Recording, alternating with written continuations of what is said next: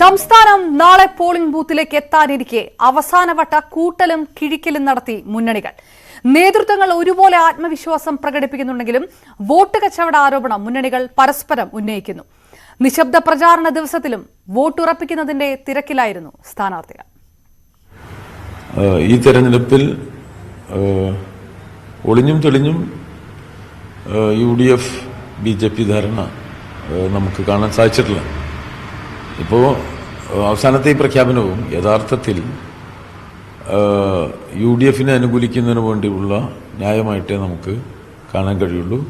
ഒരു സഖ്യവും UDF ഘടകകക്ഷികളുമായിട്ടല്ലാതില്ല. ഇവിടെ സഖ്യമുണ്ടാക്കിയിരിക്കുന്നത് CPM-ഉം BJP-യുമായിട്ടാണ്.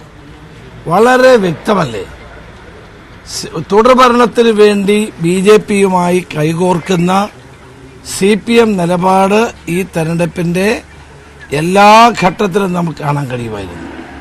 ഭാരതീയ ജനതാ പാർട്ടി മുന്നേറ്റം നടത്താനിടയുള്ള ശക്തമായിട്ടുള്ള ത്രികോണ മത്സരം കാഴ്ചവെച്ച് വിജയത്തിലേക്ക് എത്താൻ സാധ്യതയുള്ള 20ഓളം മണ്ഡലങ്ങളിൽ CPM-ഉം കോൺഗ്രസും തമ്മിലുള്ള ഒരു രഹസ്യധാരണ, അതിനു വേണ്ടിയിട്ടുള്ള ചില അണിയറ പ്രവർത്തനങ്ങൾ നടക്കുന്നതായിട്ടുള്ള വിവരമാണ് എനിക്ക് കിട്ടിയിട്ടുള്ളത്. രാഷ്ട്രീയ കേരളത്തിന്റെ ജനവിധി നാളെ രേഖപ്പെടുത്താനിരിക്കെ ഇതാണ് മുന്നണി നേതൃത്വങ്ങളുടെ നിലപാട്. മുന്നണി ബന്ധങ്ങൾക്കപ്പുറമുള്ള വോട്ട് കച്ചവട ആരോപണങ്ങൾ മൂന്ന് കക്ഷികളും ഒരുപോലെ ഉന്നയിക്കുന്നു. ഇഞ്ചോടിഞ്ചുള്ള പോരാട്ടത്തിൽ അവസാനവട്ട അടിയൊഴുക്കുകൾ നിർണായകമാകുമെന്ന ആശങ്ക മൂന്ന് മുന്നണികൾക്കുമുണ്ട്. പ്രചരണം അവസാനിച്ചത് പിന്നാലെ തങ്ങളുടെ വോട്ടർമാരെ നാളെ പരമാവധി ബൂത്തുകളിൽ എത്തിക്കാനുള്ള തിരക്കിട്ട ഒരുക്കങ്ങളാണ് രാഷ്ട്രീയ നേതൃത്വങ്ങൾ നടത്തുന്നത്. നിശബ്ദ പ്രചരണത്തിന്റെ ദിവസത്തിലും അവസാനവട്ട വോട്ടുറപ്പിക്കുന്നതിന്റെ തിരക്കിലാണ് സ്ഥാനാർത്ഥികൾ. സംസ്ഥാനത്തെ 2.5 കോടി വോട്ടർമാരാണ് നാളെ പോളിംഗ് ബൂത്തിലെത്തുന്നത്. രാവിലെ 7 മുതൽ വൈകിട്ട് 7 വരെയാണ് വോട്ടെടുപ്പ്. കോവിഡ് നിയന്ത്രണങ്ങളുടെ പശ്ചാത്തലത്തിൽ വലിയ മുന്നൊരുക്കങ്ങളാണ് നടത്തിയിരിക്കുന്നത്. ഇരട്ട വോട്ട് ആരോപണവും ഉയർന്നതിനാൽ ഏറെ സങ്കീർണമാവും ഇത്തവണത്തെ തെരഞ്ഞെടുപ്പ് നടപടിക്രമങ്ങൾ. ന്യൂസ് 18 തിരുവനന്തപുരം. നാളെ പോളിംഗ് ബൂത്തിലെത്തുമ്പോൾ എങ്ങനെയാണ് വോട്ട് ചെയ്യേണ്ടത്? കാണാം റിപ്പോർട്ട്. കോവിഡ് കാലത്ത് നമ്മൾ വീണ്ടും പോളിംഗ് ബൂത്തുകളിൽ എത്തുകയാണ്. അപ്പോൾ സ്വാഭാവികമായും എങ്ങനെയാണ് വോട്ട് ചെയ്യേണ്ടത് എന്നുള്ള കാര്യത്തിൽ നമുക്ക് ചെറിയ ഒരു ആശങ്കയുണ്ടാകും. ആ കാര്യത്തിൽ ഏറ്റവും അധികം നമ്മൾ ശ്രദ്ധിക്കേണ്ടത് കോവിഡ് കാലം ആയതുകൊണ്ട് തന്നെ നമ്മുടെ സുരക്ഷ, അതോടൊപ്പം തന്നെ നമ്മുടെ വീട്ടിലുള്ളവരുടെ സുരക്ഷ, മറ്റുള്ളവരുടെ സുരക്ഷ, ആ കാര്യം കൂടുതൽ ജാഗ്രതയോടുകൂടി സാമൂഹിക അകലം പാലിക്കുക എന്നുള്ളതാണ് ഏറ്റവും പരമപ്രധാനമായിട്ടുള്ള കാര്യം. മാസ്ക് ധരിക്കണം, കയ്യുറയും ധരിക്കണം. ഇങ്ങനെയാണ് നമ്മൾ പോളിംഗ് ബൂത്തിൽ എത്തേണ്ടത്. കയ്യുറ ധരിക്കാത്ത ആളുകൾക്ക് അവിടെ നിന്നും കയ്യുറ നൽകുകയും ചെയ്യും. അതോടൊപ്പം തന്നെ കൈകൾ അണുവിമുക്തമാക്കണം. ഇത് ആദ്യഘട്ടം. അതിനുശേഷം നമ്മൾ വരിയിൽ നിൽക്കുമ്പോൾ നമ്മുടെ താപനില, ശരീരത്തിൻ്റെ ഊഷ്മാവ് പലതവണ പരിശോധിക്കും. ആദ്യം ഒന്ന് പരിശോധിക്കും. അതിൽ ശരീര ഊഷ്മാവ് വർദ്ധിച്ചു നിൽക്കുന്നത് കണ്ടു കഴിഞ്ഞാൽ രണ്ടാമതും പരിശോധിക്കും. ആ സമയത്തും ഉയർന്ന ശരീര ഊഷ്മാവാണ് എങ്കിൽ നമ്മളെ മാറ്റി നിർത്തും. അതിനുശേഷം പോളിംഗ് കഴിഞ്ഞ് വൈകുന്നേരം ഏറ്റവും അവസാനത്തെ 1 മണിക്കൂറിലായിരിക്കും നമുക്ക് വോട്ട് ചെയ്യാനുള്ള അവസരം ആ ഒരു ഘട്ടത്തിൽ ലഭിക്കുക.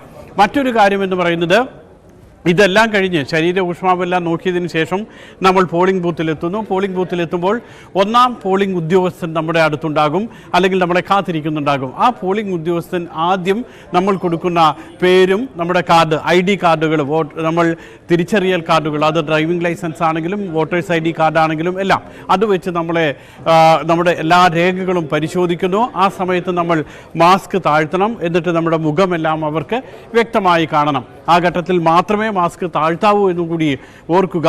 അതിനുശേഷമാണ് നമ്മൾ 2ാം പോളിംഗ് ഉദ്യോഗസ്ഥൻ്റെ അടുത്തെത്തുന്നത്. 2ാം പോളിംഗ് ഉദ്യോഗസ്ഥനാണ് നമ്മുടെ വിരലിൽ മഷി പുരട്ടുന്നത്. അതിനുശേഷം നമുക്ക് സ്ലിപ്പ് തരും. ആ സ്ലിപ്പ് തന്നതിന് ശേഷം അവിടെയുള്ള ആ ലിസ്റ്റ്, പേര് രജിസ്റ്ററിൽ നമ്മൾ ഒപ്പിടണം. അതിനുശേഷം നമ്മൾ 3ാം പോളിംഗ് ഉദ്യോഗസ്ഥൻ്റെ അടുത്തെത്തുന്നു. ആ 3ാം പോളിംഗ് ഉദ്യോഗസ്ഥൻ്റെ അടുത്തെത്തുമ്പോൾ നമ്മുടെ സ്ലിപ്പ് ആ പോളിംഗ് ഉദ്യോഗസ്ഥൻ വാങ്ങി പരിശോധിക്കും. അതിനുശേഷം നമ്മുടെ വിരലിൽ മഷി പുരട്ടിയിട്ടുണ്ടോ എന്ന് പരിശോധിക്കും. അത് രണ്ടും പൂർത്തിയായതിനു ശേഷം പരിശോധനകളെല്ലാം പൂർത്തിയാകുന്നു. നമ്മളെ വോട്ടിംഗ് യന്ത്രത്തിൻ്റെ അടുത്തേക്ക് വിടുന്നു. ഇനിയാണ് നമ്മൾ വോട്ട് ചെയ്യുന്നത്. വോട്ട് ചെയ്യുന്ന സമയത്ത് നമ്മൾ വളരെ കൃത്യമായി തന്നെ വോട്ടിംഗ് യന്ത്രത്തിൽ നമ്മൾ ഉദ്ദേശിക്കുന്ന സ്ഥാനാർത്ഥിയുടെ പേരും ചിഹ്നവും നോക്കണം. അത് കൃത്യമായിട്ടുണ്ടോ എന്ന് പരിശോധിക്കണം. ഒരുപക്ഷെ ഈ പറയുന്നത് പോലെ തന്നെ വ്യാജന്മാരുണ്ടാകും. അതൊക്കെ നമ്മൾ വളരെ കൃത്യമായി തന്നെ നമ്മൾ പരിശോധിച്ച് പേരും ചിത്രവും ചിഹ്നവും എല്ലാം വ്യക്തമായി മനസ്സിലാക്കിയതിന് ശേഷം അവിടെ ചുവന്ന ബട്ടൺ ഉണ്ടാകും. ആ ബട്ടണിൽ നമ്മൾ അമർത്തുന്നു. ബട്ടണിൽ അമർത്തുന്ന സമയത്ത് ചുവന്ന ലൈറ്റ് തെളിയും. ഇവിടെയാണ് നമ്മൾ വോട്ട് രേഖപ്പെടുത്തിയെന്നും വ്യക്തമാകുന്നത്.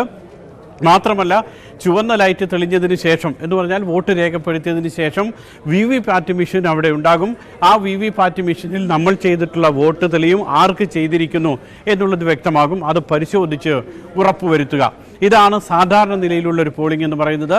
ഇനി കോവിഡ് രോഗലക്ഷണങ്ങളുള്ള ആളുകൾ, കോവിഡ് ബാധിതരായിട്ടുള്ള ആളുകൾ, അവർക്കും നാളെ പോളിംഗ് ബൂത്തിലെത്തി വോട്ട് ചെയ്യാനുള്ള അവസരമുണ്ട്. അത് ഈ പോളിംഗിൻ്റെ ഏറ്റവും അവസാനത്തെ 1 മണിക്കൂറിലാണ് അവർ എത്തേണ്ടത്. അവർ PPE കിറ്റ് ധരിച്ച് വേണമെത്താൻ. അതോടൊപ്പം തന്നെ അവിടെയുള്ള ഉദ്യോഗസ്ഥരും PPE കിറ്റ് ധരിച്ചിട്ടായിരിക്കും ഉണ്ടാകുക. ആ വളരെ കൃത്യമായിട്ടുള്ള എല്ലാ മാനദണ്ഡങ്ങളും പരിശോധിച്ച് പാലിച്ചതിന് ശേഷം മാത്രമായിരിക്കും കോവിഡ് ലക്ഷണമുള്ളവർക്കും അതോടൊപ്പം തന്നെ ഈ കോവിഡ് ബാധിതരായിട്ടുള്ള ആളുകൾക്കുമൊക്കെ വോട്ട് ചെയ്യാനുള്ള അവസരം. ഏതായാലും ആർക്കും വോട്ട് ചെയ്യാനുള്ള അവസരം നഷ്ടപ്പെടില്ല. അതിനൊക്കെയുള്ള വളരെ വിപുലമായ സജ്ജീകരണങ്ങളാണ് ഒരുക്കിയിട്ടുള്ളത്. നിയമസഭാ തെരഞ്ഞെടുപ്പിന് പോളിംഗ് ബൂത്തുകളും തയ്യാർ. വ്യത്യസ്തമായി അലങ്കരിച്ച സ്ത്രീ സൗഹൃദ പോളിംഗ് സ്റ്റേഷനുകൾ ഇതിൽ വേറിട്ട് നിൽക്കുന്നു. അത്തരം ഒരു പോളിംഗ് സ്റ്റേഷനിൽ നിന്ന് സുവി വിശ്വനാഥ് തയ്യാറാക്കിയ റിപ്പോർട്ട് കാണാം.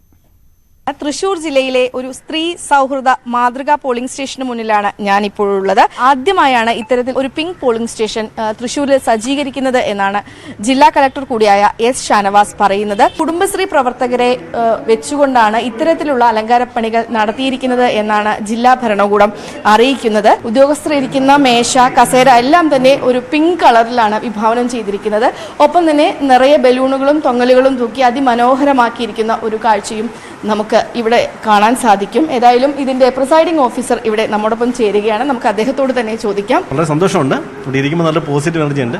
പിന്നെ പോളിംഗ് ഓഫീസർമാർക്കൊരു പിങ്ക് ചുരിദാറോടെ കൊടുത്തെങ്കിൽ നല്ലതായിരുന്നു എന്ന് തോന്നുന്നു. കുടുംബശ്രീക്കാരൊക്കെ നാളെ ആ വേഷത്തിലാണ് വരുന്നതെന്നാണ് പറഞ്ഞിട്ടുള്ളത്. അപ്പോൾ എല്ലാവരും പിങ്കുമയമാണ്. ജില്ലയിൽ ഇങ്ങനെ പിങ്ക് പോളിംഗ് സ്റ്റേഷനുകൾ 14 എണ്ണമാണ് ക്രമീകരിച്ചിരിക്കുന്നത്. ഏതായാലും വളരെ വ്യത്യസ്തമായ രീതിയിൽ ജനങ്ങളെ ഇത്തവണ പോളിംഗ് ബൂത്തിൽ എത്തിക്കുക എന്ന ഒരു സമീപനത്തിന്റെ ഭാഗമാണ് ഇത് എന്നാണ് ജില്ലാ കലക്ടർ പറയുന്നത്. ക്യാമറമാൻ KP ധനേഷിനോടൊപ്പം സുവി വിശ്വനാഥൻ, News 18 തൃശൂർ. പാലക്കാട് മണ്ഡലത്തിൽ ബൂത്തിൽ താപപരിശോധനയ്ക്ക് മുൻ കൌൺസിലറെ നിയോഗിച്ചതിനെതിരെ പരാതിയുമായി കോൺഗ്രസ്. യാക്കര ബൂത്തിൽ CPM നേതാവിനെ നിയോഗിച്ചുവെന്നാണ് പരാതി. മുൻ കൌൺസിലർ കുമാരിക്കെതിരെയാണ് കോൺഗ്രസ് പരാതി നൽകിയത്. വോട്ടർമാരെ സ്വാധീനിക്കുമെന്നാണ് പരാതി. പാലക്കാട് നിന്ന് പ്രസാദ് ഉടുമ്പശ്ശേരി ചേരുന്നു. പ്രസാദ്, എന്താണ് ഇതിന്റെ വിശദീകരണം? എന്തെങ്കിലും ഉണ്ടായിട്ടുണ്ടോ ഇത് സംബന്ധിച്ച് അധികൃതരിൽ നിന്ന്? എന്താണ് പരാതി കോൺഗ്രസിന്റെ?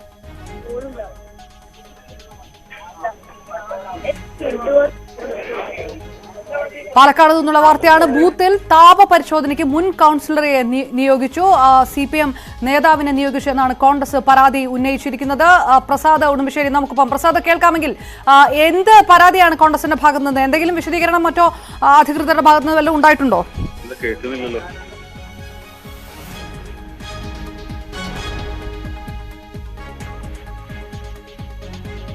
സാങ്കേതിക തടസ്സങ്ങളുണ്ട്. പ്രസാദ് ഉടുമ്പശ്ശേരിയാണ്. ഏതായാലും പാലക്കാട്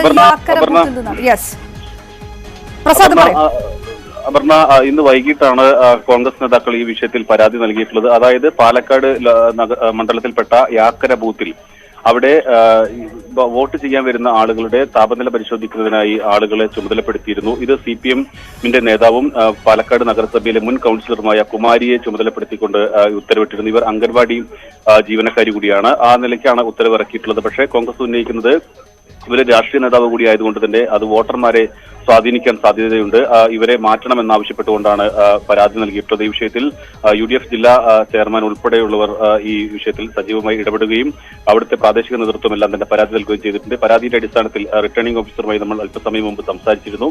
അവർ ഈ പരാതി പരിശോധിക്കുകയും വേണ്ട നടപടി സ്വീകരിക്കും, ആളെ മാറ്റും എന്ന് തന്നെയാണ് ഇപ്പോൾ വ്യക്തമാക്കിയിട്ടുള്ളത്. ഇത് വലിയ വിമർശനത്തിന് കാരണമായിട്ടുണ്ട്. കാരണം CPM-ന്റെ മുൻ കൌൺസിലറായ ഒരാളെയും അതോടൊപ്പം തന്നെ ആ മണ്ഡലത്തിൽ മുമ്പ് മത്സരിച്ച നഗരസഭയിലേക്ക് മത്സരിച്ച ഒരാളെയുമാണ് ഇത്തരത്തിൽ താപനില പരിശോധിക്കാൻ ചുമതലപ്പെടുത്തിയിട്ടുള്ളത്. ഇതാണ് ഇപ്പോൾ വിമർശനത്തിന് കാരണമായിട്ടുള്ളത്. പാലക്കാട് നിന്ന് പ്രസാദ് ഉടുമ്പശ്ശേരിയാണ് വിവരങ്ങൾ നൽകിയത്. കായംകുളത്തെ UDF സ്ഥാനാർത്ഥിക്കെതിരെ വിവാദ പരാമർശവുമായി AM ആരിഫ് MP. പ്രാരബ്ധം മാത്രമാണ് സ്ഥാനാർത്ഥിത്വത്തിന് മാനദണ്ഡമെങ്കിൽ ഇത് പാൽ സൊസൈറ്റിയിലേക്കുള്ള തെരഞ്ഞെടുപ്പല്ല എന്നായിരുന്നു ആരിഫിന്റെ പരാമർശം. TS സജിലാൽ, P പ്രസാദ് എന്നിവർ കടുത്ത ദാരിദ്ര്യത്തിലൂടെ കടന്നുവന്നവരാണെന്നും അവരുടെ പ്രവർത്തന മികവാണ് LDF സ്ഥാനാർത്ഥിയാക്കിയതിന് പിന്നിലെന്നും ആരിഫ് പറഞ്ഞു. സംഭവത്തിൽ തെരഞ്ഞെടുപ്പ് കമ്മീഷനെ സമീപിക്കാൻ ഒരുങ്ങുകയാണ് UDF. ഇവിടെ സ്ഥാനാർത്ഥിയുടെ പ്രാരാബ്ധങ്ങളാണ് മാനദണ്ഡമായി എടുക്കുന്നെങ്കിൽ അവിടെ അത് പറയട്ടെ. നമ്മുടെ നാട്ടിൽ ഇത് പാൽ സൊസൈറ്റിയിലേക്കുള്ള തെരഞ്ഞെടുപ്പല്ല, ഇത് പാൽ സൊസൈറ്റിയിലേക്കുള്ള തെരഞ്ഞെടുപ്പല്ല, ഇത് കേരള നിയമസഭയിലേക്കുള്ള തെരഞ്ഞെടുപ്പാണ്. കായംകുളത്തെ LDF സ്ഥാനാർത്ഥി യു പ്രതിഭയുടെ പ്രചാരണത്തിനായി സംഘടിപ്പിച്ച വനിതാ സംഗമത്തിലെ AM ആരിഫ് MPയുടെ പരാമർശമാണ് വിവാദമായത്. പ്രാരാബ്ധമാണ് വോട്ട് നേടാനുള്ള മാനദണ്ഡമെങ്കിൽ ഇടതുപക്ഷത്തിന് അരുതിയേക്കാൾ മോശം സാഹചര്യത്തിലൂടെ കടന്നുവന്ന സ്ഥാനാർത്ഥികൾ ഉണ്ടെന്നാണ് ആരിഫ് പറഞ്ഞത്. P പ്രസാദിനെയും TS സജിലാലിനെയും ഒക്കെ ചൂണ്ടിക്കാട്ടി പ്രാരാബ്ധത്തെക്കാൾ പ്രവർത്തന മികവാണ് വലുതെന്ന് ആരിഫ് പറഞ്ഞു. നമ്മുടെ നാട്ടിൽ ഇത് പാൽ സൊസൈറ്റിയിലേക്കുള്ള തെരഞ്ഞെടുപ്പല്ല, ഇത് പാൽ സൊസൈറ്റിയിലേക്കുള്ള തെരഞ്ഞെടുപ്പല്ല, ഇത് കേരള നിയമസഭയിലേക്കുള്ള തെരഞ്ഞെടുപ്പാണ്. പ്രാരാബ്ധം മാത്രമാണ് വോട്ട് നേടാനുള്ള യോഗ്യതയെങ്കിൽ പാൽ സൊസൈറ്റിയിലേക്കുള്ള തെരഞ്ഞെടുപ്പല്ല, ഇത് നിയമസഭാ തെരഞ്ഞെടുപ്പാണെന്നായിരുന്നു വിവാദ പരാമർശം. ദാരിദ്ര്യം വോട്ടാക്കി മാറ്റാനാണെങ്കിൽ TS സജിലാലിന് UDF വോട്ട് നൽകുമോ എന്നും ചോദിച്ചു. പരാമർശത്തെ നിയമപരമായി നേരിടുമെന്ന് അരുത പറഞ്ഞു. ഒരു ജനപ്രതിനിധിയായ അദ്ദേഹത്തിന്റെ നാവിൽ നിന്ന് ഇങ്ങനെയുള്ള വാക്കുകൾ കേൾക്കേണ്ടി വന്നത് വളരെയധികം സങ്കടമുണ്ടാക്കി. അതിലേറെ സങ്കടമുണ്ടാക്കിയത് ഈ നാട്ടിലെ എന്നെ മാത്രം കളിയാക്കുകയോ അങ്ങനെ പറയുകയോ ചെയ്യാറുണ്ടെങ്കിൽ ഒരുപക്ഷെ വിഷമമില്ലായിരുന്നു. പക്ഷേ ഈ നാട്ടിലെ തൊഴിലാളി വർഗ പാർട്ടി എന്ന് പറഞ്ഞിട്ട് അധ്വാനിക്കുന്ന മൊത്തം തൊഴിലാളികളെ കൂടിയാണ് ഈ ഒരു പരാമർശത്തിൽ കൂടി അദ്ദേഹം അവഹേളിച്ചിരിക്കുന്നത്. കടുത്ത മത്സരം നടക്കുന്ന കായംകുളത്ത് ആരിഫിന്റെ പരാമർശം മുഖ്യ പ്രചാരണായുധമായി ഉപയോഗിക്കുകയാണ് UDF. രാവിലെ 5 മണിക്ക് എണീച്ച് പശു കറക്കണമെന്ന് ആ പാല് വിതരണം ചെയ്തിട്ടാണ് കാര്യം ചെയ്യണമെന്ന് പറഞ്ഞാൽ അതൊരു ഒരു എംബാരസ്മെൻ്റ് അല്ല, അതൊരു വലിയൊരു നല്ലൊരു കാര്യമാണ്. കാരണം അവർ ആത്മാർത്ഥത കണ്ടോളൂ, അവർ ഇലക്ഷൻ ജയിച്ച കൗൺസിലറാണ് അവിടെ. ന്യൂസ് 18 ആലപ്പുഴ. കൂടുതൽ വാർത്തകൾക്ക് മുമ്പ് ഇടവേള.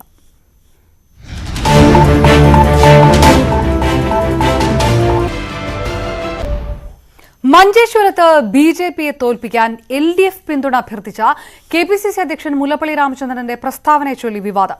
മുല്ലപ്പള്ളിയുടെ നിലപാടിനെ ഉമ്മൻചാണ്ടിയും രമേശ് ചെന്നിത്തലയും തള്ളി. കൃപേഷിന്റെയും ശരത് ലാലിന്റെയും ആത്മാവ് ഒരിക്കലും മുല്ലപ്പള്ളിയോട് പൊറുക്കില്ല എന്നായിരുന്നു BJP സംസ്ഥാന അധ്യക്ഷൻ K സുരേന്ദ്രന്റെ പ്രതികരണം. മഞ്ചേശ്വരത്ത് BJPയെ പരാജയപ്പെടുത്താൻ കോൺഗ്രസ് നീക്കുപോക്കിന് തയ്യാറാണെന്നും LDF UDFന് വോട്ട് ചെയ്യണമെന്നുമായിരുന്നു KPCC അധ്യക്ഷൻ മുല്ലപ്പള്ളി രാമചന്ദ്രൻ കഴിഞ്ഞ ദിവസം നടത്തിയ പ്രസ്താവന. എന്നാൽ മുല്ലപ്പള്ളിയുടെ നിലപാടിനെ തള്ളി ഉമ്മൻചാണ്ടി രംഗത്ത് വന്നു. മഞ്ചേശ്വരത്ത് BJPയെ ഒറ്റയ്ക്ക് തോൽപ്പിക്കാനാകും, ഇക്കാര്യത്തിൽ ആരുടെയും പിന്തുണ വേണ്ടെന്നും ഉമ്മൻചാണ്ടി. BJP ആയിട്ട് ഒരു കോംപ്രമൈസും ഇല്ല. BJPയെ പരാജയപ്പെടുത്തുക എന്നുള്ളത് കോൺഗ്രസിന്റെ മുഖ്യമായ ലക്ഷ്യമാണ്. ആ കാര്യത്തിൽ ഒരു വിട്ടുവീഴ്ചയില്ല. മുല്ലപ്പള്ളിയുടെ പ്രതികരണം ഏത് സാഹചര്യത്തിലെന്ന് അറിയില്ലെന്നും UDFന് ഒരിടത്തും ആരുമായും നീക്കുപോക്കില്ലെന്നും രമേശ് ചെന്നിത്തല. അദ്ദേഹം ഏത് സാഹചര്യത്തിലാണ് പറഞ്ഞതെന്ന് എനിക്കറിയില്ല. ഞങ്ങൾ അങ്ങനെ ഒരു നീക്കുപോക്കിനെ പറ്റി ആലോചിച്ചിട്ടില്ല. UDFന് മഞ്ചേശ്വരത്തും ജയിക്കും, നേമത്തും ജയിക്കും. അതാണ് എന്റെ നിലപാട്. മുല്ലപ്പള്ളിയുടെ പരാമർശം UDFനെതിരെ ആയുധമാക്കുകയാണ് BJP. പരസ്യമായി LDF പിന്തുണ തേടുന്ന മുല്ലപ്പള്ളിയുടെ നടപടി നാണം കെട്ട വർത്തമാനമെന്ന് K സുരേന്ദ്രൻ വിമർശിച്ചു. കൃപേഷിന്റെയും ശരത് ലാലിന്റെയും ആത്മാക്കൾ മുല്ലപ്പള്ളിയോട് ഒരിക്കലും പൊറുക്കില്ലെന്നും K സുരേന്ദ്രൻ പറഞ്ഞു. കൃപേഷിന്റെയും ശരത് ലാലിന്റെയും അടക്കം കൊല ചെയ്യപ്പെട്ട നൂറുകണക്കിന് കോൺഗ്രസ് പ്രവർത്തകരുടെ ആത്മാവ് ഒരു കാലത്തും പുറത്തില്ല. കൊല ചെയ്യപ്പെട്ട രക്തസാക്ഷികളായിട്ടുള്ള കോൺഗ്രസ് പ്രവർത്തകരുടെ കുടുംബം ഒരു തരത്തിലും മുല്ലപ്പള്ളി രാമചന്ദ്രനോട് അവര് നീതി കാണിക്കാൻ തയ്യാറാവില്ല. അങ്ങേയറ്റത്തെ അനീതിയാണ് രക്തസാക്ഷികളുടെ കുടുംബത്തോട് മുല്ലപ്പള്ളി രാമചന്ദ്രൻ കാണിച്ചിരിക്കുന്നത്. കൃപേഷിന്റെയും ശരത് ലാലിന്റെയും ആത്മാവ് മുല്ലപ്പള്ളി രാമചന്ദ്രനോട് ഒരു കാലത്തും പൊറുക്കാൻ പോകുന്നില്ല. ഒരു നാണംകെട്ട യാചനയാണ് മുല്ലപ്പള്ളി രാമചന്ദ്രൻ CPMനോട് നടത്തിയിരിക്കുന്നത്. News desk news 18. മഞ്ചേശ്വരത്ത് LDF വോട്ടർമാർ UDFനെ പിന്തുണയ്ക്കണമെന്ന നിലപാട് ആവർത്തിച്ച മുല്ലപ്പള്ളി രാമചന്ദ്രൻ മഞ്ചേശ്വരത്ത് CPM വോട്ടുകൾ UDFന് നൽകണമെന്നാണ് അഭ്യർത്ഥിച്ചത്. CPM സ്ഥാനാർത്ഥി ദുർബലരാണെന്നും മുല്ലപ്പള്ളി പറഞ്ഞു. CPM മഞ്ചേശ്വരത്ത് ഒരു ദുർബലനായ സ്ഥാനാർത്ഥിയാണ് നിർത്തിയിരിക്കുന്നത്. എന്തുകൊണ്ടാണ് അവിടെ ഒരു ദുർബലനായ സ്ഥാനാർത്ഥിയെ CPM നിർത്തിയത്? ആ സ്ഥാനാർത്ഥി ദയനീയമായി ഇപ്പോൾ തന്നെ പരാജയപ്പെട്ടിരിക്കുന്നു. BJPയെ പരാജയപ്പെടുത്താൻ മഞ്ചേശ്വരത്ത് ദുർബലനായ സ്ഥാനാർത്ഥിയെ അല്ല നിർത്തേണ്ടത് എന്നാണ് ഞാൻ തുടർത്ത് പറയുന്നത്. പരിഹാസരൂപേണ ഞാൻ പറഞ്ഞു, ആ ദുർബലനെ നിർത്തുന്നതിന് പകരമായിക്കൊണ്ട് സാങ്കേതികമായ അർത്ഥത്തിൽ അദ്ദേഹത്തെ പിൻവലിക്കാൻ സാധിക്കില്ല എങ്കിൽ പോലും മാർക്സിസ്റ്റ് കമ്മ്യൂണിസ്റ്റ് പാർട്ടിയുടെ വോട്ട് അത് ഐക്യജനാധിപത്യ കക്ഷികൾക്ക് നൽകണം എന്നാണ് ഞാൻ അഭ്യർത്ഥിച്ചത്. വോട്ടെടുപ്പിന് മണിക്കൂറുകൾ മാത്രം ബാക്കിയുള്ളപ്പോൾ തലശ്ശേരിയിൽ ആരെ പിന്തുണയ്ക്കുമെന്ന കാര്യത്തിൽ ബിജെപിയിൽ ആശയക്കുഴപ്പം പക്ഷേ അവസാനിക്കുന്നില്ല. COT നസീറിന് തന്നെ വോട്ട് ചെയ്യണമെന്ന് സംസ്ഥാന നേതൃത്വം ആവശ്യപ്പെടുമ്പോൾ മനസാക്ഷി വോട്ടിനാണ് ജില്ലാ നേതൃത്വം ആഹ്വാനം ചെയ്തിരിക്കുന്നത്. തലശ്ശേരിയിൽ കോൺഗ്രസ് സ്ഥാനാർത്ഥി ആരുടെ വോട്ടും സ്വീകരിക്കുമെന്ന് കെ സുധാകരനും പ്രതികരിച്ചു. വളരെ വ്യക്തമായിട്ട് BJP പറഞ്ഞിട്ടുണ്ട്. BJP അവിടെ സംസ്ഥാന പ്രസിഡന്റ് പറഞ്ഞതിനപ്പുറത്ത് ഞാൻ ഇനിയൊന്നും പറയേണ്ട ആവശ്യമില്ല. COT നസീർ അല്ലല്ലോ, BJPയുടെ കാര്യമല്ലേ ഞാൻ പറയുന്നത്. ജില്ലാ നേതൃത്വം BJPയിൽ ഏതായാലും ജില്ലാ നേതൃത്വത്തിനേക്കാൾ വലുതാണ് സംസ്ഥാന പ്രസിഡന്റ്. തലശ്ശേരിയിൽ BJP പിന്തുണ വേണ്ട എന്ന് വ്യക്തമാക്കിയ COT നസീറിന് തന്നെ വോട്ട് നൽകണമെന്നാണ് BJP സംസ്ഥാന നേതൃത്വത്തിന്റെ നിലപാട്. ഇക്കാര്യത്തിൽ ആശയക്കുഴപ്പമില്ലെന്നും കേന്ദ്രമന്ത്രി V മുരളീധരൻ പറയുമ്പോഴും BJP കണ്ണൂർ ജില്ലാ നേതൃത്വത്തിന്റെ നിലപാട് മറ്റൊന്നാണ്. പക്ഷേ BJPയുടെ ഒരു പ്രഖ്യാപിതമായ നയം ഒരു കാരണവശാലും കോൺഗ്രസിനും കൊടുക്കില്ല, മാർക്സിസ്റ്റ് പാർട്ടിയും കൊടുക്കില്ല. അല്ലാതെ ഒരു തീരുമാനം പ്രവർത്തകന്മാർക്ക് എടുക്കാനുള്ള ഒരു അധികാരമാണ്, അവകാശമാണ് BJP നൽകിയിട്ടുള്ളത്. തലശ്ശേരിയിൽ മനസാക്ഷിക്കനുസരിച്ച് വോട്ട് ചെയ്യാൻ പറയുന്ന BJPയുടെ മനസാക്ഷി കോൺഗ്രസിനൊപ്പമാണെന്നാണ് MV ജയരാജന്റെ ആരോപണം. അതേസമയം തലശ്ശേരിയിൽ BJPക്കാർ കോൺഗ്രസിന് വോട്ട് നൽകിയാൽ അതിലെന്ത് ചെയ്യാനാകുമെന്ന് കെ സുധാകരൻ ചോദിക്കുന്നു. ഒരു സ്ഥാനാർത്ഥിക്ക് വോട്ട് ബാലറ്റ് നോക്കി ഇതാരാ വോട്ടാ നോക്കിയിട്ട് വോട്ട് സ്വീകരിക്കുക? നിലപാടുണ്ടല്ലോ. നിലപാട് നമ്മൾ പരസ്യമായിട്ട് പറഞ്ഞിട്ടില്ലേ? നിലപാടിനെ മറികടന്ന് നിങ്ങൾ വോട്ട് ചെയ്താൽ ഞങ്ങൾ എന്താ വേണ്ടേ? തെരഞ്ഞെടുപ്പിന് ഇനി മണിക്കൂറുകൾ മാത്രം അവശേഷിക്കുമ്പോൾ തലശ്ശേരി BJPക്ക് കീറാമുട്ടിയായി തുടരുകയാണ്. ക്യാമറമാൻ സുമേഷ് മോറാഴയ്ക്കൊപ്പം മനു ഭരത്, ന്യൂസ് 18 കണ്ണൂർ. BJP പിന്തുണ വേണ്ട എന്ന നിലപാടിൽ മാറ്റമില്ലെന്ന് തലശ്ശേരിയിൽ മത്സരിക്കുന്ന ഇന്ത്യൻ ഗാന്ധിയൻ പാർട്ടി സ്ഥാനാർത്ഥി COT നസീർ. BJP നേതാക്കളുടെ പ്രതികരണം മാധ്യമങ്ങളിലൂടെയാണ് അറിഞ്ഞത്. പിന്നീട് ആരുമായും ചർച്ച നടത്തിയിട്ടില്ല. എല്ലാവരോടും എന്ന പോലെ BJP പ്രവർത്തകരോട് വോട്ട് അഭ്യർത്ഥിക്കുന്നുണ്ടെന്നും നസീർ ന്യൂസ് 18നോട് പറഞ്ഞു. BJPയുടെ സംസ്ഥാന നേതൃത്വം പിന്തുണ COT നസീറിന് എന്ന് വ്യക്തമാക്കിയ ഒരു സാഹചര്യത്തിലാണ് നസീർ ഇപ്പോൾ നമ്മളോടൊപ്പം പ്രതികരിക്കുന്നത്.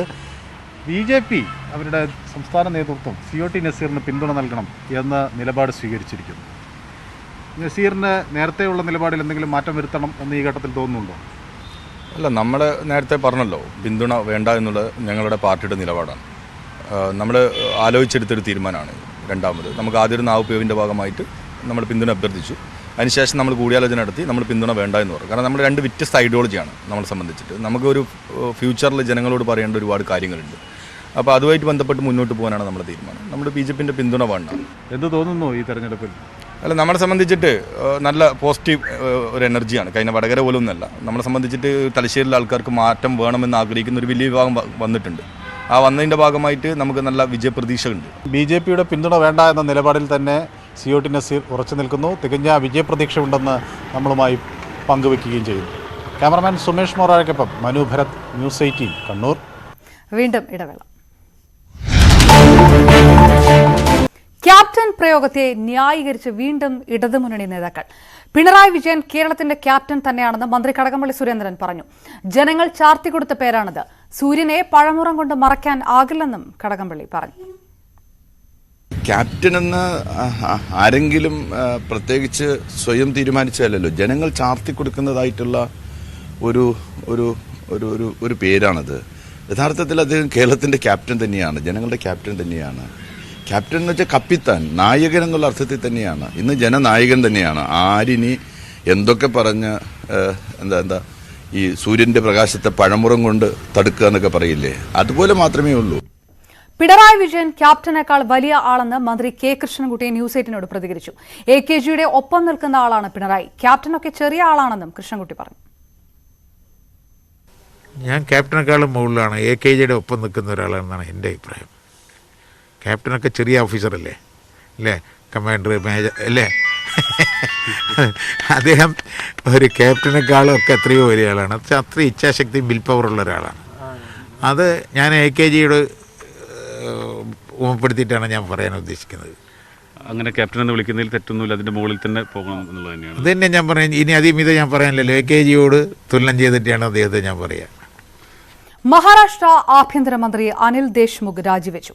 അനധികൃത പണപ്പിരിവിന് മുംബൈ പോലീസ് ഉദ്യോഗസ്ഥർക്ക് നിർദ്ദേശം നൽകിയെന്ന ആരോപണം അനിൽ ദേശ്മുഖിനെതിരെ ഉയർന്നിരുന്നു. ഇത് സംബന്ധിച്ച് CBI അന്വേഷണത്തിന് ബോംബെ ഹൈക്കോടതി അനുമതി നൽകിയതിന് പിന്നാലെയാണ് രാജി. ഡാൻസ് ബാറുകൾ, പബ്ബുകൾ, റെസ്റ്റോറന്റുകൾ എന്നിവിടങ്ങളിൽ നിന്ന് പ്രതിമാസം 100 കോടി രൂപ വീതം പിരിച്ചെടുക്കാൻ മുംബൈ പോലീസിലെ ഉദ്യോഗസ്ഥർക്ക് അനിൽ ദേശ്മുഖ് നിർദ്ദേശം നൽകിയെന്ന ആരോപണമാണ് മുംബൈ മുൻ പോലീസ് കമ്മീഷണർ പരംബീർ സിംഗ് ഉന്നയിച്ചത്. ദേശ്മുഖിന് എതിരായ പരംബീർ സിംഗിന്റെ ആരോപണങ്ങളിൽ CBIയോട് പ്രാഥമിക അന്വേഷണം നടത്താനും 15 ദിവസത്തിനുള്ളിൽ റിപ്പോർട്ട് സമർപ്പിക്കാനും മുംബൈ ഹൈക്കോടതി ഉത്തരവിട്ടിരുന്നു. ഇതിന് തൊട്ടുപിന്നാലെയാണ് ദേശ്മുഖ് രാജി സമർപ്പിച്ചത്. രാജിക്കത്ത് മുഖ്യമന്ത്രി ഉദ്ധവ് താക്കറെക്ക് കൈമാറി. ജസ്റ്റിസുമാരായ ദീപാങ്കർ ദത്ത്, GS കുൽക്കർണി എന്നിവരടങ്ങിയ ഡിവിഷൻ ബെഞ്ചാണ് അന്വേഷണത്തിന് ഉത്തരവിട്ടത്. പരംവീർ സിംഗിന്റെ ഹർജിയിലായിരുന്നു നടപടി. ആരോപണങ്ങൾ ദേശ്മുഖ് നേരത്തെ തള്ളിയിരുന്നു. CBI അന്വേഷണം നടക്കാനിരിക്കുന്ന സാഹചര്യത്തിൽ ദേശ്മുഖ് മന്ത്രിസ്ഥാനത്ത് തുടരുന്നത് ശരിയല്ലെന്നും അതിനാലാണ് രാജിയെന്നും NCP പ്രതികരിച്ചു. KP Abhilash, news 18, Delhi. രാജ്യത്ത് റെക്കോർഡ് കോവിഡ് വർധന. പ്രതിദിന വർധന 1 ലക്ഷം കടന്നു. ലോകത്ത് ഏറ്റവും അധികം പേർക്ക് രോഗം ബാധിക്കുന്ന രാജ്യമായി ഇന്ത്യ മാറി. മഹാരാഷ്ട്രയിൽ ഭാഗിക ലോക്ഡൌൺ പ്രഖ്യാപിച്ചതോടെ രാജ്യത്തെ ഓഹരി വിപണികൾ കൂപ്പുകുത്തി. കോവിഡിന്റെ 2ാം തരംഗം മരണത്തിലും രോഗവ്യാപനത്തിലും രാജ്യത്ത് അതിതീവ്രമാണ്. കഴിഞ്ഞ സെപ്റ്റംബറിൽ 98,795 പേർക്ക് രോഗം സ്ഥിരീകരിച്ചതാണ് ഇതുവരെയുള്ള റെക്കോർഡ്. 1,05,558 പേർക്കാണ് ഇന്നലെ മാത്രം കോവിഡ് സ്ഥിരീകരിച്ചത്. ഇതിൽ 57,000-വും മഹാരാഷ്ട്രയിൽ. ഛത്തീസ്ഗഡിലും കർണാടകത്തിലും 5,000-അടുത്തെത്തി പ്രതിദിന വർധന. പുതുതായി സ്ഥിരീകരിച്ച 478 മരണത്തിൽ 222-ഉം മഹാരാഷ്ട്രയിൽ തന്നെ. രാജ്യത്തെ ടെസ്റ്റ് പോസിറ്റിവിറ്റി നിരക്ക് 11.59% കുതിച്ചുയർന്നു. പ്രതിദിന കോവിഡ് വർധനയിൽ ലോകത്ത് ഒന്നാമതാണ് ഇപ്പോൾ ഇന്ത്യ. 61,000 രോഗബാധിതരുള്ള റഷ്യയാണ് രണ്ടാമത്. ഇതിനിടെ റഷ്യയുടെ കോവിഡ് പ്രതിരോധ വാക്സിനായ സ്പുട്നിക് ഇന്ത്യയിൽ പ്രയോഗിക്കാനുള്ള നീക്കം തുടങ്ങി. 10 ദിവസത്തിനുള്ളിൽ വാക്സിന് അനുമതി നൽകുമെന്നാണ് റിപ്പോർട്ട്. കോവിഡ് വ്യാപനം തീവ്രമായതോടെ മഹാരാഷ്ട്രയിൽ രാത്രികാല കർഫ്യൂവും വാരാന്ത്യ ലോക്ഡൌണും പ്രഖ്യാപിച്ചു. സ്വകാര്യ സ്ഥാപനങ്ങളടക്കം അടഞ്ഞുകിടക്കും. ഹോട്ടലുകളും ഷോപ്പിംഗ് മാളുകളും തുറക്കില്ല. രാജ്യത്തിന്റെ സാമ്പത്തിക തലസ്ഥാനത്ത് കർശന നിയന്ത്രണങ്ങൾ ഏർപ്പെടുത്തിയതോടെ ഓഹരി വിപണികൾ കൂപ്പുകുത്തി. ഒരു ഘട്ടത്തിൽ സെൻസെക്സ് 1,400 പോയിന്റും നിഫ്റ്റി 350 പോയിന്റുമാണ് ഇടിഞ്ഞത്. News desk, news 18. സംസ്ഥാനത്ത് ഇന്ന് 2,357 പേർക്ക് കോവിഡ് സ്ഥിരീകരിച്ചു. കഴിഞ്ഞ 24 മണിക്കൂറിനിടെ 40,191 സാമ്പിളുകളാണ് പരിശോധിച്ചത്. ടെസ്റ്റ് പോസിറ്റിവിറ്റി നിരക്ക് 5.86 ആണ്. കഴിഞ്ഞ ദിവസങ്ങളിലുണ്ടായ 12 മരണങ്ങളാണ് COVID-19 മൂലമാണെന്ന് ഇന്ന് സ്ഥിരീകരിച്ചത്. ഇതോടെ ആകെ മരണം 4,680 ആയി. 1,866 പേർ രോഗമുക്തി നേടി.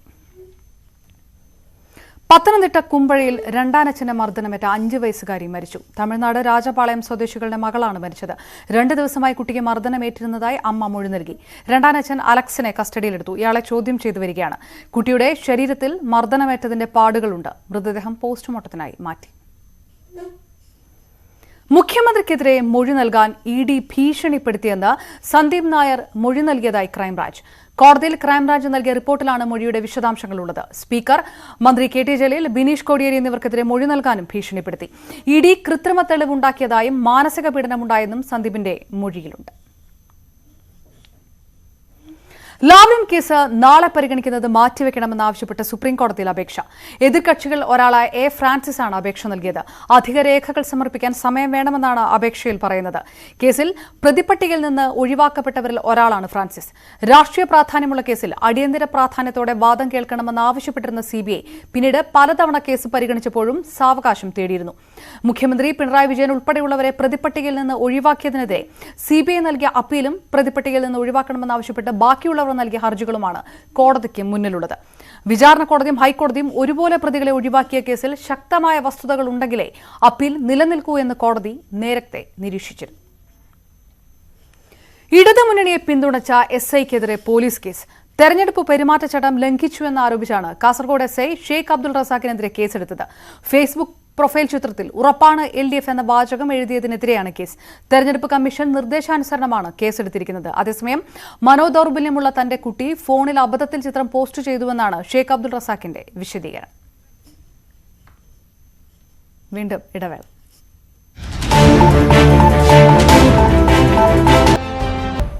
VT ബൽറാമിനെ സംഘം ചേർന്ന് ആക്രമിക്കുന്നത് ജനാധിപത്യ വിരുദ്ധമായ നടപടിയാണെന്ന് നടൻ ജോയ് മാത്യു. വടകരയിൽ KK രമ മത്സരിക്കുമ്പോൾ പിന്തുണയ്ക്കാതെ എഴുത്തുകാരൊക്കെ ഭാവിയിൽ ലഭിക്കാൻ പോകുന്ന സ്ഥാനമാനങ്ങളിൽ കണ്ണുനട്ടാണ് പ്രചാരണത്തിനിറങ്ങുന്നതെന്നും ജോയ് മാത്യു ന്യൂസ് 18നോട് പറഞ്ഞു. ഭരണ തുടർച്ചയുണ്ടാകുന്നതിൽ എതിർപ്പില്ലെന്നും പിണറായി വിജയൻ മുഖ്യമന്ത്രിയാകുന്നതിനോട് യോജിപ്പില്ലെന്നും ജോയ് മാത്യു പറഞ്ഞു. തെരഞ്ഞെടുപ്പിലെ രാഷ്ട്രീയം പറയാൻ പ്രമുഖ നടൻ ജോയ് മാത്യു ഇപ്പോൾ നമ്മോടൊപ്പം ചേരുന്നുണ്ട്. എങ്ങനെയാണ് തെരഞ്ഞെടുപ്പിലെ സാധ്യതകൾ എങ്ങനെയാണ് തോന്നുന്നത്? ചില ആൾക്കാർ ജയിക്കേണ്ടതായിട്ടുണ്ട്, അതാണ്. ഇപ്പോൾ ഉദാഹരണത്തിന് വി ടി ബലറാമിനെ പോലെയുള്ള ഒരു യുവ നേതാവ് ജയിക്കേണ്ടതാണ് തൃത്താലയിൽ. എതിർ സ്ഥാനാർത്ഥി രാജേഷ് മോശക്കാരനായതുകൊണ്ടല്ല, പക്ഷേ ബലറാം എടുത്ത പല നിലപാടുകളും തൻ്റെ പാർട്ടിയെ തന്നെ ഇരുത്തി ചിന്തിപ്പിച്ച നിലപാടുകളാണ്. അറിയാലോ, ഈ സംവരണം, സവർണ സമുദായത്തിൻ്റെ സവർണ വിഭാഗത്തിൻ്റെ സംവരണത്തെ സംബന്ധിക്കുന്ന വി ടി ബലറാം അന്നെടുത്ത നിലപാട്, അതുപോലെ സ്വാശ്രയ കോളേജിനെതിരെ രണ്ട് പക്ഷങ്ങളും ഒരുമിച്ച് നിന്ന് പാസ്സാക്കുന്ന ബില്ലിനെ എതിർത്ത് നിന്ന് സംസാരിച്ച ഒരാളാണ് വി ടി ബലറാം. മാത്രമല്ല, വി ടി ബലറാമിനെ വളഞ്ഞിട്ട് ആക്രമിക്കാൻ കുറേ എഴുത്തുകാർ. ഈ എഴുത്തുകാർ വേറൊരു പ്രശ്നത്തിൽ ഞാൻ കണ്ടിട്ടില്ല. ഇപ്പോൾ വാളയാറിലൊരു പ്രശ്നം, അവിടെ അവരില്ല. ധർമ്മടത്ത് പിണറായി വിജയനെതിരെ മത്സരിക്കുന്ന ഭാഗ്യവതി എന്നുള്ള വാളയാറിലെ അമ്മയ്ക്ക് വേണ്ടി ശബ്ദിക്കാൻ പറ്റാത്ത എഴുത്തുകാരാണ് വി ടി ബലറാമിനെ തോൽപ്പിക്കണം എന്ന് പറയുന്നത്. എനിക്ക് അതിൻ്റെ ഒരു സാങ്കത്യം മനസ്സിലായിട്ടില്ല, അതിൻ്റെ ഒരു ധാർമ്മികത എനിക്ക് മനസ്സിലായിട്ടില്ല. അതുപോലെ കെ കെ രമ ജയിക്കേണ്ട ഒരു സ്ഥാനാർത്ഥിയാണ്. എന്ന് വെച്ചാൽ രാഷ്ട്രീയ എതിരഭിപ്രായമുള്ളതുകൊണ്ട് ഒരാളെ വെട്ടിനുറുക്കിയ ചരിത്രമാണ് കേരളത്തിന് അന്ന് ടി പി ചന്ദ്രശേഖരൻ ഭാഗത്തിലൂടെ കാണിച്ചു തന്നത്. അപ്പോൾ അത്തരം ഒരു അഭിപ്രായ സ്വാതന്ത്ര്യത്തെ വെട്ടിനുറുക്കുന്ന ഒരു കിരാത രാഷ്ട്രീയത്തിനെതിരെ നിൽക്കുന്ന ഒരു സ്ഥാനാർത്ഥി എന്നുള്ള നിലയ്ക്ക് കെ കെ രമ ജയിക്കേണ്ടതാണ്. അത് കേരള മനസാക്ഷി ചിന്തിക്കേണ്ട ഒരു കാര്യമാണ്. കാരണം നമ്മൾ ആരുടെ കൂടെ എന്നുള്ളതാണ്. അവിടെ ഇടുങ്ങിയ രാഷ്ട്രീയ ചിന്താഗതി വെച്ചിട്ട് വേണം കെ കെ രമയെ വിജയിപ്പിക്കുക എന്നാണ് എൻ്റെ അഭിപ്രായം. ഇങ്ങനെ ജയിക്കേണ്ടതായ കുറേ സ്ഥാനാർത്ഥികളുണ്ട്. ഒരുപാട് സുഹൃത്തുക്കൾ തന്നെ എൻ്റെ ഈ സ്ഥാനാർത്ഥി പട്ടികയിലുണ്ട്. പക്ഷേ അവരോരോരുത്തരുടെയും പേരെടുത്ത് പറയുന്നത് ശരിയല്ല. പിണറായി വിജയൻ ജയിക്കേണ്ടതുണ്ടോയെന്ന് വെച്ചാൽ പിണറായി വിജയൻ ജയിക്കുകയും അധികാരത്തിൽ വരാതിരിക്കുകയും ചെയ്യുമ്പോഴാണ് പിണറായി വിജയൻ പഠിക്കുള്ളൂ. പിണറായി വിജയൻ തീർച്ചയായിട്ടും അവിടെ ജയിക്കാനാണ് സാധ്യത. പക്ഷെ അങ്ങനെ ഒരാൾ ജയിക്കണം. നല്ല രാഷ്ട്രീയ നേതാവാണ് അദ്ദേഹം. പക്ഷേ അദ്ദേഹം ഇനി പ്രതിപക്ഷത്തിരിക്കുകയാണ് കുറെ കൂടെ നല്ലതെന്നാണ് എനിക്ക് തോന്നിയിട്ടുള്ളത്. ഭരണ തുടർച്ച ഉണ്ടായിക്കോട്ടെ, എനിക്ക് വിരോധമൊന്നുമില്ല. ഭരണ തുടർച്ച ഇപ്പോൾ LDF അധികാരത്തിൽ വരുന്നതിൽ ഒരു തെറ്റുമില്ല. പക്ഷെ പിണറായി വിജയൻ മുഖ്യമന്ത്രിയായിരിക്കരുത് എന്നുള്ളൊരു ആഗ്രഹം എനിക്കുണ്ട്. കാരണം മറ്റു മന്ത്രിമാരൊന്നും നമ്മൾ കാണുന്നില്ല, ഒരു പോസ്റ്റർ പോലും ഇല്ല. ഇപ്പം ഞാൻ പറയും, കൃഷിമന്ത്രി സുനിൽകുമാർ, അതുപോലെ ശൈലജ ടീച്ചർ, അതുപോലെ തോമസ് ഐസക്ക്, അങ്ങനെ നിരവധി നല്ല മന്ത്രിമാർ കഴിഞ്ഞ മന്ത്രിസഭയിലുണ്ടായിരുന്നു. നമ്മളെ വിദ്യാഭ്യാസ മന്ത്രി. പക്ഷെ ഇവരൊന്നും ഒരു പോസ്റ്ററുകൾ എവിടെയും ഞങ്ങളുണ്ട് ഉറപ്പാണെന്ന് പറയുന്നില്ല. ഒരാൾ മാത്രമേ പറയുന്നുള്ളൂ. ഈ ഒരാൾ മാത്രം പറയുകയും ഒരാൾ മാത്രം സ്വയം പ്രൊമോട്ട് ചെയ്യപ്പെടുകയും ചെയ്യുന്നത് ഏകാധിപത്യ പ്രവണതയിലേക്ക് നയിക്കും. ക്യാപ്റ്റൻ വിളി കണ്ടില്ലേ ഇപ്പോൾ ഒരു ക്യാപ്റ്റൻ, അത് വലിയ വിവാദമായിട്ടുണ്ടല്ലോ. എന്താണ് അതിനെക്കുറിച്ചുള്ള അഭിപ്രായം? ക്യാപ്റ്റൻ എന്ന് പറഞ്ഞാൽ കപ്പലിലാണ് ക്യാപ്റ്റൻ ഉണ്ടാവുക. കപ്പൽ എന്തിനുള്ള കപ്പൽ എന്തും സംഭവിക്കാം. അപ്പം അതിൻ്റെ ഒരു ക്യാപ്റ്റൻ എന്ന് വിളിക്കുന്നത് എനിക്ക് തോന്നുന്നത് വേണച്ചി വിളിക്കുന്നതെന്ന് തോന്നുന്നു. വളരെ ബോധപൂർവം ആ അണികളിൽ തന്നെയുള്ള ആൾക്കാർ ഇദ്ദേഹത്തിനെ തമാശയാക്കുന്നതെന്ന് എനിക്ക് തോന്നുന്നു. അമ്പലമണികളും ബാങ്ക് വിളികളും പള്ളിമണികളും ഉയർന്നു കേൾക്കാനാണ് ഇരിങ്ങാലക്കുടയിലെ ജനം ആഗ്രഹിക്കുന്നതെന്ന് LDF സ്ഥാനാർത്ഥി ആർ ബിന്ദു. വർഗീയ വിദ്വേഷം പ്രചരിപ്പിക്കുന്നവരെ ജനം തിരിച്ചറിയുമെന്നും ബിന്ദു പറഞ്ഞു. ഇരിങ്ങാലക്കുടയിലെ LDF സ്ഥാനാർത്ഥി ആർ ബിന്ദു ഇപ്പോൾ നമ്മോടൊപ്പം ചേരുകയാണ്. ടീച്ചറിന്റെ ഒരു ആത്മവിശ്വാസം എങ്ങനെയാണ്? വളരെ ആത്മവിശ്വാസമുണ്ട്. വൻപിച്ച ഭൂരിപക്ഷത്തിന് വിജയിക്കുമെന്ന് തന്നെയാണ് ഇടതുപക്ഷ പ്രവർത്തകരുടെ വിലയിരുത്തൽ. ഈ എതിരാളികളെ എങ്ങനെ കാണുന്നു? ആ എതിരാളികളൊന്നും ഇരിങ്ങാലക്കുടക്കാരല്ല. ഒന്നാമത്തെ കാര്യം, അവർക്ക് ഈ മണ്ഡലത്തിൽ ഒരു വേരുകളേ ഇല്ല, ഇവിടെ നിന്നോ വന്നവരാണ്. പിന്നെ നമ്മുടെ കാര്യത്തിൽ രാഷ്ട്രീയമായിട്ടുള്ള വോട്ടുകൾ ഇവിടെ കൂടുതൽ ഇടതുപക്ഷത്തിന് തന്നെയാണ്. അതിൻ്റെ അപ്പുറത്ത് വ്യക്തിബന്ധങ്ങളും വിപുലമായിട്ടുള്ള സൗഹൃദ വലയവും ഉണ്ട്. അതുകൊണ്ട് എനിക്ക് വളരെ ആത്മവിശ്വാസമുണ്ട്. BJP ശബരിമല വലിയൊരു വിഷയമായി, പ്രചാരണ വിഷയമായി എടുത്തു പറയുന്ന ഒരു സാഹചര്യം കൂടി ഉണ്ടായി. ജനങ്ങളെ വിശ്വാസത്തിന്റെ പേരിൽ ഭിന്നിപ്പിക്കുന്ന ഒരു നീക്കമായിരുന്നു ഇത്. എന്താ തോന്നുന്നത്? തീർച്ചയായും ഇരിങ്ങാലക്കുടക്കാരത് തള്ളിക്കളയും. ഏറ്റവും ലയഭംഗിയോടുകൂടി ഈ അമ്പലമണികളും പള്ളിമണികളും ബാങ്കുവിളികളും മുഴങ്ങാനാണ് ഇരിങ്ങാലക്കുടക്കാര് ആഗ്രഹിക്കുന്നത്. അപ്പൊ അതുകൊണ്ട് ഇങ്ങനെയുള്ള വർഗീയ വിദ്വേഷം പരത്തുന്ന തരത്തിലുള്ള സമീപനങ്ങൾക്ക് അവരുടെ മനസ്സുകളിൽ ഇടമില്ല. ക്യാമറമാൻ KP ധനേഷിനോടൊപ്പം ഇരിങ്ങാലക്കുടയിൽ നിന്ന് സുവി വിശ്വനാഥൻ, ന്യൂസ് 8. UDF വേണ്ടി വോട്ട് അഭ്യർത്ഥിച്ച് സോണിയാഗാന്ധി.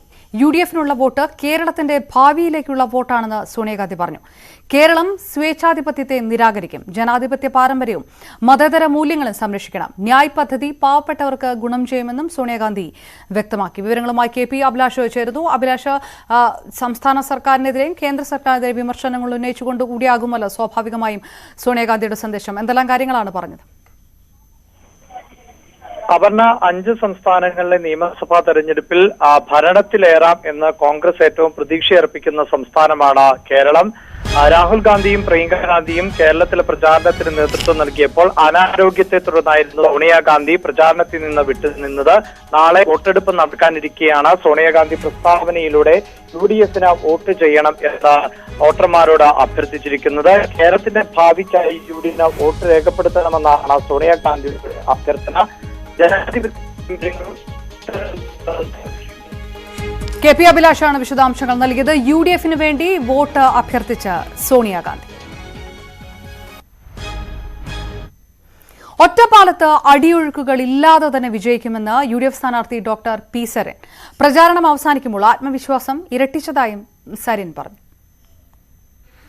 നമ്മളോടൊപ്പം ഒറ്റപ്പാലത്തെ UDF സ്ഥാനാർത്ഥി ഡോക്ടർ P. സരിൻ ചേരുന്നുണ്ട്. സരിൻ, ഇനിയിപ്പോൾ വളരെ കുറഞ്ഞ മണിക്കൂറുകൾ മാത്രമേ ഉള്ളൂ. എന്താണ് അവസാനത്തെ നിമിഷം പറയാനുള്ളത്? ആദ്യ നിമിഷം മുതലുണ്ടായിരുന്ന അതേ ആത്മവിശ്വാസം തന്നെയാണ് ഇപ്പോഴും. ജനങ്ങൾ പ്രതീക്ഷയിലാണ്. അവർക്ക് ഒറ്റപ്പാലം പുതിയ രീതിയിൽ അവരുടെ സങ്കല്പങ്ങൾക്കനുസരിച്ചുള്ള ഒരു പ്രദേശമായിട്ട് മാറ്റിയെടുക്കണമെന്നുള്ള ആഗ്രഹമുണ്ട്. പക്ഷേ അതിനനുസരിച്ചുള്ള ഒരു MLA ഇതുവരെ ഉണ്ടായിട്ടുണ്ടോ എന്നുള്ള ചോദ്യത്തിന് അവരുടെ ഉത്തരം അത് നെഗറ്റീവ്, നിഷേധാത്മകമായിട്ട് തന്നെയാണ്. അപ്പോൾ ഒറ്റപ്പാലത്തിൻ്റെ സ്ഥാനാർത്ഥിയാകാൻ ഉള്ള യോഗ്യതയാണ് അവർ മനസ്സിൽ അളക്കുന്നത്. ആ യോഗ്യതയിലേക്ക് 4 പേരിൽ ആരാണോ ഫിറ്റാവുന്നത് അവർക്ക് വേണ്ടിയായിരിക്കും നാളെ ഏകപക്ഷീയമായ വിധിയെഴുത്ത് എന്നാണ് ഇതുവരെയുള്ള അനുഭവങ്ങളിൽ നിന്ന് മനസ്സിലാവുന്നത്. അതാരാകണം എന്നുള്ളതിന് വേണ്ടി ജനങ്ങൾ അവരുടേതായിട്ടുള്ള തയ്യാറെടുപ്പുകൾ മനസ്സിൽ നടത്തിയിട്ടുണ്ടെന്ന് മനസ്സിലാക്കുന്നു. പ്രചരണത്തിൻ്റെ ഭാഗമായിട്ട് ഒട്ടുമിക്ക പ്രദേശങ്ങളെല്ലാം ചെന്നെത്താൻ പറ്റി. എല്ലാവരെയും കണ്ടു, നേരിൽ കാണാവുന്നവരെയൊക്കെ നേരിൽ കണ്ടു, അല്ലാത്തവരെയൊക്കെ പല നമ്മുടെ സ്ക്വാഡ് വർക്കുകളിലൂടെയൊക്കെ വീടുകളിലെത്തി സന്ദർശിച്ച് ഒരു തിരിച്ചുവരവിൻ്റെ പാതയിൽ തന്നെയാണ് UDF ഒറ്റപ്പാലത്ത്. ഏറ്റവും അനുകൂലമായ ഒരു ഘടകമായിട്ട് മാറിയിട്ടുള്ള എന്താണ്? ഏറ്റവും അനുകൂലമായിട്ടുള്ള ഘടകം ജനങ്ങളുടെ മനസ്ഥിതി തന്നെയാണ്.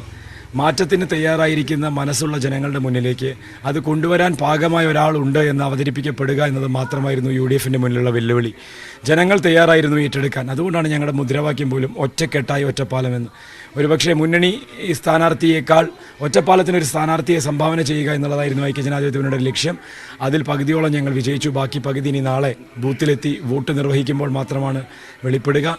പ്രതീക്ഷയിൽ തന്നെയാണ്. ഇതിനിടെ ചില വിവാദങ്ങളെല്ലാം ഉണ്ടായി. താങ്കൾ ജോലി ചെയ്ത ഔദ്യോഗിക പദവിയുമായി ബന്ധപ്പെട്ട ചില വിവാദങ്ങളൊക്കെ, അതൊക്കെ ഏതെങ്കിലും തരത്തിൽ ബാധിക്കുമെന്ന് കരുതുന്നുണ്ടോ? അതൊക്കെ CPM എനിക്ക് വേണ്ടി ചെയ്ത PR വർക്കായിട്ടാണ് ഞാൻ കാണുന്നത്. സത്യം പറഞ്ഞാൽ ഇതൊക്കെ എവിടുന്നാണ് നമുക്ക് ഇതിനൊക്കെ ഫണ്ട് എന്ന് വിചാരിച്ചിരിക്കുമ്പോഴാണ് ആദ്യം ഒരു കേസ് തൊട്ട് പിന്നാലെ വേറൊരു കേസ്. അപ്പോൾ ജനങ്ങൾ തന്നെത്താൻ അറിഞ്ഞു ഇയാൾ സിവിൽ സർവീസിൽ ഉണ്ടായിരുന്ന ആളാണ്, ഇയാൾക്ക് ഇങ്ങനെയൊരു ബാക്ക്ഗ്രൗണ്ട് ഉണ്ട്. അപ്പോൾ പിന്നെ എൻ്റെ പണി പകുതിയായി. അതിന് വലിയ സന്തോഷം ഞാൻ രേഖപ്പെടുത്തുകയാണ്. അപ്പോൾ ജനങ്ങളുടെ അടുത്ത് സത്യം പറഞ്ഞ് എത്തിക്കഴിഞ്ഞാൽ അവർ സ്വീകരിക്കാൻ തയ്യാറാണെന്നാണ് ഒറ്റപ്പാലം തെളിയിക്കുന്നത്. അടിയൊഴുക്കുകൾ വലിയ തോതിലുണ്ടാവും എന്ന് കരുതുന്നുണ്ടോ? ഇല്ല, മേലൊഴുക്ക് തന്നെ കൃത്യമായ ഒരു ഡയറക്ഷനിൽ തന്നെയാണ് ഒഴുകിക്കൊണ്ടിരിക്കുന്നത്. അതിനെതിരെ ഒരു ഒഴുക്കും ഉണ്ടാകാൻ സാധ്യതയില്ല. കൃത്യമായി ജനങ്ങൾ ഒഴുകി ബൂത്തിലെത്തും. നാളത്തെ വോട്ടിംഗ് ശതമാനം ഒറ്റപ്പാലത്ത് ഒരുപക്ഷെ പാലക്കാട് ജില്ലയിൽ തന്നെ ഏറ്റവും മികച്ച വോട്ടിംഗ് ശതമാനമാവും എന്നുള്ളതാണ് പ്രതീക്ഷ. വലിയ ആത്മവിശ്വാസം തന്നെയാണ് സരിനുള്ളത്. വലിയ വിജയപ്രതീക്ഷയും അദ്ദേഹം പങ്കുവെക്കുന്നു. താനൂരിൽ ആരാണ് പണമിറക്കുന്നത് എന്ന് ജനങ്ങൾക്കറിയാമെന്ന് UDF സ്ഥാനാർത്ഥി PK ഫിറോസ്. കത്വ ഫണ്ട് വിവാദങ്ങളുടെ മുന ഒടിഞ്ഞുവെന്നും മണ്ഡലം മികച്ച ഭൂരിപക്ഷത്തോടെ തിരിച്ചുപിടിക്കുമെന്നും PK ഫിറോസ് പറഞ്ഞു. താനൂരിലെ UDF സ്ഥാനാർത്ഥി PK ഫിറോസാണ് ഈ തിരക്കിനിടയിലും നമ്മോടൊപ്പം ചേരുന്നത്. ഇപ്പോൾ അവസാനവട്ട ഒട്ടപ്പാച്ചിലായിരിക്കും. നിശബ്ദ പ്രചരണമാണ്. പരമാവധി വോട്ടർമാരെ ഇന്ന് വിട്ടുപോയ ആളുകളൊക്കെ, പ്രധാനപ്പെട്ട ആളുകളൊക്കെ നേരിൽ കാണാനുള്ള ശ്രമത്തിലാണ്. പ്രചരണത്തിന്റെ അവസാന ഘട്ടത്തിൽ തോന്നുന്നത് 100% വിജയിക്കുന്നുള്ളതാണ്. തെരഞ്ഞെടുപ്പിന്റെ ആദ്യഘട്ടത്തിൽ തോന്നിയത് തന്നെയാണ് അവസാന ഘട്ടത്തിലും തോന്നുന്നത്. UDF വല്ലാതെ പണം ഇറക്കുന്നു, കള്ളപ്പണം ഇറക്കുന്നു എന്നൊക്കെ ആരോപണങ്ങൾ ഇടതുപക്ഷത്തിന്റെ ഭാഗത്ത് ഉയരുന്നുണ്ട്. ബസ് സ്റ്റാൻഡിലെ പോക്കറ്റടിക്കാരൻ എന്ന് വിളിച്ചു പോകുന്നത് പോലെ അത് വിളിച്ചു പറയുന്ന ഒരു കാര്യമാണത്. അതൊക്കെ ഇവിടുത്തെ ജനങ്ങൾക്ക് അറിയാം. UDF ആണ് പണം ഇറക്കുന്നത് ഈ മണ്ഡലത്തിൽ എന്നൊക്കെ പറഞ്ഞാൽ അത് ജനങ്ങൾ പരിഹസിച്ച് തള്ളുകയുള്ളൂ. താങ്കൾക്കെതിരെ ഈ തെരഞ്ഞെടുപ്പിന്റെ ആദ്യഘട്ടത്തിൽ ഉയർന്നത് കത്വ ഫണ്ടിലെ ഒരു കണക്ക് വ്യക്തമല്ല എന്നുള്ള ആരോപണങ്ങളായിരുന്നു. കഴിഞ്ഞ ദിവസം കത്വ അഭിഭാഷകയെ തന്നെ രംഗത്തിറക്കി പ്രചരണം നടത്തുന്ന സാഹചര്യം ഉണ്ടായി. അപ്പോഴും പറയുന്നത് കണക്കാണ് വേണ്ടത്, അഭിഭാഷകയുടെ വാക്കല്ല എന്നുള്ളതാണ്. എങ്ങനെ കാണും? ഇവർ ഇത്രയും ദിവസം പ്രചരിപ്പിച്ചുകൊണ്ടിരുന്നത് നമ്മളിതിന് മറുപടി പറയുന്നില്ല, ദീപിക സിംഗ് രജാവത്ത് അടക്കം എതിര് പറഞ്ഞിരിക്കുന്നു എന്നുള്ള പ്രചരണമായിരുന്നു. അപ്പോൾ ഈ സംഭവവുമായി ബന്ധപ്പെട്ട പ്രധാനപ്പെട്ട രണ്ടുപേർ, ഞാൻ ഇതിനകത്ത് മറുപടി പറയേണ്ട കാര്യമില്ല, പറയേണ്ടവർ പറഞ്ഞു കഴിഞ്ഞു. ഭൂരിപക്ഷമൊക്കെ ജനങ്ങൾ തീരുമാനിക്കട്ടെ, നമ്മളത് പറയുന്നത് ശരിയല്ല. പക്ഷേ വലിയ ഭൂരിപക്ഷം ഉണ്ടാവും. ലോക്സഭാ തെരഞ്ഞെടുപ്പിലും കഴിഞ്ഞ ലോക്കൽ ബോഡി ഇലക്ഷനിലും ഈ മണ്ഡലത്തിൽ ലഭിച്ച ഭൂരിപക്ഷത്തിന്റെ തനിയാവർത്തനം ഈ നിയമസഭാ ഇലക്ഷനിലും ഉണ്ടാവും. മികച്ച ഭൂരിപക്ഷം നേടി മണ്ഡലം തിരിച്ചുപിടിക്കാൻ കഴിയും എന്ന ഉറച്ച പ്രതീക്ഷയിലാണ് പി കെ ഫിറോസ്. അഖിലോട്ട് പാർക്കൊപ്പം CB അനുമോദ്, ന്യൂസ് 18. വിജയം സുനിശ്ചിതമാണെന്ന് കോഴിക്കോട് നോർത്തിലെ UDF സ്ഥാനാർത്ഥി KM അഭിജിത്ത് ന്യൂസ് 18നോട് പറഞ്ഞു. കോഴിക്കോട് നോർത്തിലെ UDF സ്ഥാനാർത്ഥി KM അഭിജിത്ത് നിശബ്ദ പ്രചരണത്തിനിടെ ഇപ്പോൾ നമ്മോടൊപ്പം ചേരുന്നുണ്ട്. എങ്ങനെ പോകുന്നു പ്രചരണത്തിന്റെ അവസാന ദിവസം എന്ന് പറയാം? അവസാന ദിവസവും ആവേശകരമായിട്ട് പോവുകയാണ്. ഒരുപക്ഷെ പരസ്യപ്രചരണം അവസാനിക്കുന്ന ഘട്ടത്തിലാണ് ഏറെ ബഹുമാനപ്പെട്ട ശ്രീ രാഹുൽ ഗാന്ധി കോഴിക്കോട് നോർത്തിലേക്ക് കടന്നു വന്നത്. ഉച്ച സമയത്ത് ഏത് വിധേനയും അദ്ദേഹത്തിന്റെ ഇങ്ങോട്ടുള്ള വരവ് മുടക്കാൻ ഭരണകൂടം ഒന്നടങ്കം ശ്രമിച്ചിട്ടും അതിനെല്ലാം അതിജീവിച്ച് അദ്ദേഹം ഇവിടെ എത്തി. വലിയ ആവേശമാണ് ആ ഒരു അദ്ദേഹത്തിന്റെ വരവും സാന്നിധ്യവും കോഴിക്കോട് നോർത്തിലുണ്ടാക്കിയത്. പൊതുവെ UDFന്റെ പ്രവർത്തകർ, അതിനൊപ്പം തന്നെ കോഴിക്കോടിന്റെ ജനത, UDF സ്ഥാനാർത്ഥിയായിട്ടാണ് അവതരിപ്പിക്കപ്പെട്ടതെങ്കിലും കോഴിക്കോടിന്റെ ജനത ഈ സ്ഥാനാർത്ഥിത്വത്തെ ഏറ്റെടുക്കുന്ന ഒരു കാഴ്ചയാണ് എന്നെ സംബന്ധിച്ച അനുഭവമാണ് ഉണ്ടായത്. പദയാത്രയിലൂടെ, വാഹന പ്രചരണ ജാഥയിലൂടെയൊക്കെ ജനങ്ങൾ നേരിൽ കാണുമ്പോൾ അമ്മമാരുടെ, കൈക്കുഞ്ഞുങ്ങളുമായി കടന്നുവരുന്ന സഹോദരിമാരുടെ, ഉദ്യോഗാർത്ഥികളുടെ, PSCക്കൊക്കെ വേണ്ടി കഷ്ടപ്പെട്ട് പഠിക്കുന്ന ഉദ്യോഗാർത്ഥികളുടെ, വിദ്യാർത്ഥി സുഹൃത്തുക്കളുടെ, തൊഴിലാളികളുടെ ഒക്കെ വലിയ പിന്തുണയാണ് ഈ കഴിഞ്ഞ ദിവസങ്ങളിൽ ഉണ്ടായത്. ഈ നിശബ്ദ പ്രചരണത്തിന്റെ ഈ ഘട്ടങ്ങൾ ഒരുപക്ഷെ വിട്ടുപോയ ചിലയിടങ്ങൾ, പലയിടങ്ങളും വിട്ടുപോയിരിക്കുകയാണ്. ഒരു സ്ഥാനാർത്ഥിയെ സംബന്ധിച്ച് ഏറ്റവും ചുരുങ്ങിയ ദിവസങ്ങൾ മാത്രമാണ് പ്രചരണത്തിന് വേണ്ടി ലഭിച്ചത്. പലപ്പോഴും പല ആളുകളെയും വിട്ടുപോയിട്ടുണ്ട്. അതിൽ പരമാവധി ആളുകളെ ഒന്നുകൂടി കാണുക എന്നുള്ളൊരു 100% വിജയപ്രതീക്ഷയിലാണ്. ജയിക്കുമെന്നുള്ള ഉറച്ച വിശ്വാസമുണ്ട്. കാരണം ജനങ്ങളുടെ പ്രതികരണം അത്രമേൽ അനുകൂലമാണ്. വീറും വാശിയും നിറഞ്ഞ പോരാട്ടം നടക്കുന്ന നേമമണ്ഡലത്തിൽ പ്രവർത്തകർ കൂറ്റൻ ഫ്ലക്സുകളുമായി പോരടിച്ചതും ശ്രദ്ധേയമായി. കാരക്കാമണ്ഡപത്താണ് DYFI BJP പ്രവർത്തകർ സ്ഥാനാർത്ഥികൾക്കായി കൂറ്റൻ ഫ്ലക്സുകൾ ഒരുക്കിയത്. ആവേശം അതിര് കവിഞ്ഞതോടെ തെരഞ്ഞെടുപ്പ് കമ്മീഷനും പോലീസും ചേർന്ന് ഫ്ലക്സുകൾ നീക്കം ചെയ്തു. ഈ കൂറ്റൻ ഫ്ലക്സിന് പിന്നിൽ ഒരു കഥയുണ്ട്. 4 ദിവസം മുൻപാണ് LDF സ്ഥാനാർത്ഥി V ശിവൻകുട്ടിയുടെ പ്രചരണാർത്ഥം DYFI 25 അടി ഉയരമുള്ള ഫ്ലക്സ് സ്ഥാപിച്ചത്. ഇതിനു പിന്നാലെ തൊട്ടടുത്ത് കുമ്മനം രാജശേഖരന്റെ ചിത്രമുള്ള 30 അടിയോളം വരുന്ന ഫ്ലക്സ് BJP പ്രവർത്തകരും സ്ഥാപിച്ചു. പഴയ ഫ്ലക്സ് മാറ്റി 40 അടി ഉയരമുള്ള ഫ്ലക്സ് ഉയർത്തി DYFIയുടെ മറുപടി. ആവേശം അവിടെയും അവസാനിച്ചില്ല. BJP 45 അടി ഉയരമുള്ള ഫ്ലക്സ് സ്ഥാപിച്ചപ്പോൾ അതുക്കും മേലെയെന്നായി DYFI. പ്രചരണത്തിന്റെ ഭാഗമായിട്ടാണ് ഇത്തരത്തിൽ 50-60 അടി നീളമുള്ള ഫ്ലക്സുകൾ 3 ദിവസത്തിലൊരിക്കൽ മാറ്റിവെച്ചു. വളരെ ഒരു സൗഹാർദ്ദപൂർവ്വമായിട്ടുള്ള മത്സരമായിട്ടാണ് നമ്മളിതിനെ കണ്ടത്. ഒരു പ്രശ്നമുണ്ടാക്കാനോ അത്തരത്തിലേക്ക് നീങ്ങാനോ അല്ല. CPM BJP പ്രവർത്തകരുടെ ആവേശം സംഘർഷത്തിലേക്ക് വഴിവെക്കുമെന്നായതോടെ തെരഞ്ഞെടുപ്പ് കമ്മീഷനും പോലീസും വിഷയത്തിൽ ഇടപെട്ടു. അതോടെ 4 ദിവസം നീണ്ടുനിന്ന ഫ്ലക്സ് യുദ്ധത്തിന് സമാപനമായി. ന്യൂസ് 18 തിരുവനന്തപുരം. കേരളത്തിലെ പ്രചാരണം കഴിഞ്ഞ് മടങ്ങിയെങ്കിലും വയനാട്ടിലെ അനുഭവങ്ങൾ സോഷ്യൽ മീഡിയയിൽ പങ്കുവച്ച് രാഹുൽ ഗാന്ധി. കൽപ്പറ്റ ജീവൻ ജ്യോതിയിലെ കുട്ടികൾക്കൊപ്പം ഈസ്റ്റർ ദിനത്തിൽ ഭക്ഷണം കഴിക്കുന്ന ദൃശ്യങ്ങളാണ് രാഹുൽ പങ്കുവച്ചത്. രാഹുലിന്റെ ഫോണിലേക്കെത്തിയ അപ്രതീക്ഷിത വീഡിയോ കോളിൽ കുട്ടികൾക്കും ഇരട്ട സന്തോഷം. ഓട്ടോ ഡ്രൈവർ ഷെരീഫിനും ഇന്നലത്തെ യാത്ര മറക്കാനാകില്ല. കേരള സ്റ്റൈലിൽ വാഴയിലയിൽ ചോറും കറികളും. കുട്ടികളോട് കുശലം പറഞ്ഞ് ഭക്ഷണം കഴിച്ചുകൊണ്ടിരിക്കെ രാഹുലിന്റെ ഫോണിലേക്ക് ഒരു video call. That's my sister. Rahul കുട്ടികൾക്ക് പ്രിയങ്കയെ പരിചയപ്പെടുത്തി. These are my new friends. She wants to be a police woman. She wants to catch thieves. That's my sister. എന്താണ് കഴിക്കാൻ, എന്തൊക്കെയുണ്ട് കറികൾ? പ്രിയങ്ക ചോദിച്ചു. കുട്ടികൾ മുന്നിലുള്ള വിഭവങ്ങൾ പ്രിയങ്കയ്ക്ക് പരിചയപ്പെടുത്തി.